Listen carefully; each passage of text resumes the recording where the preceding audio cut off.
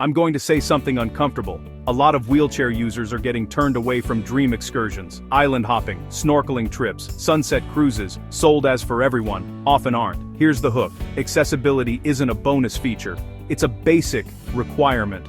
I spoke to travelers who booked paid showed up, and were told, sorry, no space for the chair.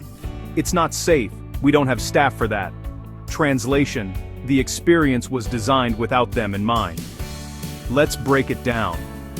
Many small boats still lack simple ramps or stable boarding. Docks have gaps wider than a wheel. Vans to the pier don't have lifts. Policies. Vague. Liability fears become blanket no's, even when solutions exist. Here are the facts that matter.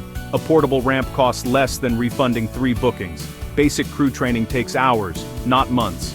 Clear accessibility info on your website reduces last-minute heartbreak.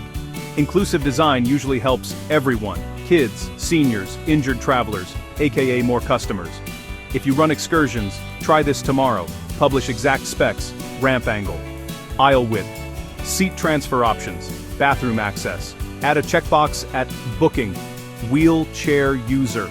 Tell us your setup. Prepare, don't panic. Keep 1 portable ramp, 1 transfer board, non-slip mats on every trip. Train 2 staff on respectful assists and emergency plans. If you're traveling, here's your toolkit. Email the operator 3 questions. How do I board? Where do I sit? What's the bathroom plan?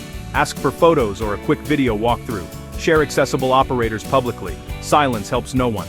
This isn't about special treatment. It's about equal access to the same sunset, the same reef, the same joy. Build for everyone, and everyone shows up. That's good ethics, and good business. If you've been turned away, drop your story and the fix you wish they had. Let's make the next trip say yes.